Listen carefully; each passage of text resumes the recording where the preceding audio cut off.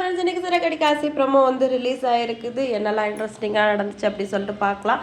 விஜயா வந்து முத்து அங்கே கொண்டு போய் விட்டதோட சரியாக போச்சு. அதுக்கப்புறம் வந்து ஜோஷியக்கார் வந்து சொன்னதால் 6 வருஷமாக அவங்கள போய் பார்க்காமலே இருந்திருக்காங்க.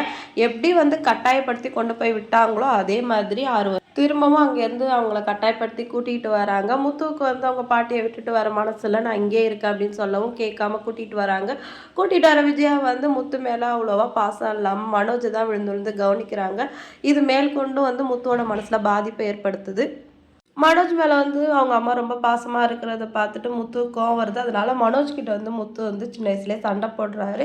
இதை பார்த்துட்டு வந்து பனிஷ் பண்ணுறேன்னு சொல்லிட்டு நீ ஊருக்கு போனதுலேருந்து ரொம்ப கெட்டு போயிட்ட, அடித்தாதான் திருந்துவேன் அப்படின்னு சொல்லிட்டு அவங்க அம்மா வந்து முத்துவை போட்டு நல்லா அடிக்கிறாங்க. அதனால முத்து வந்து அழுதுகிட்டே பாட்டிக்கு ஃபோன் பண்ணுறாரு. பாட்டி எனக்கு இங்கே இருக்கவே பிடிக்கல பாட்டி, என்னை வந்து இங்கேருந்து கூட்டிகிட்டு போயிடுங்க அப்படின்னு சொல்லிட்டு பாட்டியும் வந்து முத்துவை சமாதானப்படுத்துறதுக்காக கொஞ்ச நாள் பொறுமையாக இருப்பா, எல்லாமே சரியாக போயிடும் அப்படின்னு சொல்கிறாங்க. முத்துவும் வந்து அழுதுகிட்டே சரின்னு சொல்கிறாரு. இப்போ வந்து என்ன பிரச்சனை நடக்குதுன்னு தெரியல, சிறுவர் சீர்திருத்த பள்ளியில் போட போகிறோம் அப்படின்னு சொல்லிட்டு முத்து வந்து போலீஸ்காரங்க கூட்டிகிட்டு போகிறாங்க. அண்ணாமலை சார் வந்து கெஞ்சுறாரு.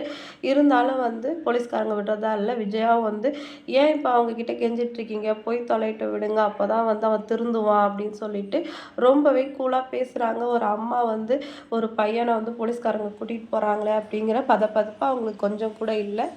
இந்த விஷயம் வந்து நம்ம ஆரம்பத்துலேருந்து எதிர்பார்த்தது தான். எந்த தப்பு செஞ்சுருந்தாலும் அதை வந்து மனோஜ் தான் செஞ்சுருக்கணும். அந்த பழி வந்து வீணா முத்து மேலே விழுந்துருச்சு.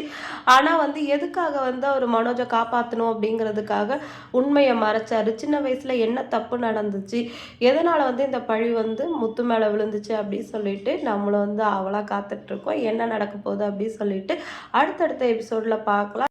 இந்த ப்ரோமோ பிடிச்சிருந்தா லைக் பண்ணுங்கள். அடுத்த எபிசோட்காக யாரெல்லாம் வந்து ஆவலாக காத்துட்ருக்கீங்க அப்படி சொல்லிட்டு கமெண்ட் பண்ணுங்கள். அடுத்த ஒரு சூப்பரான வீடியோவில் நான் உங்களை மீட் பண்ணுறேன். டாடா பாய்.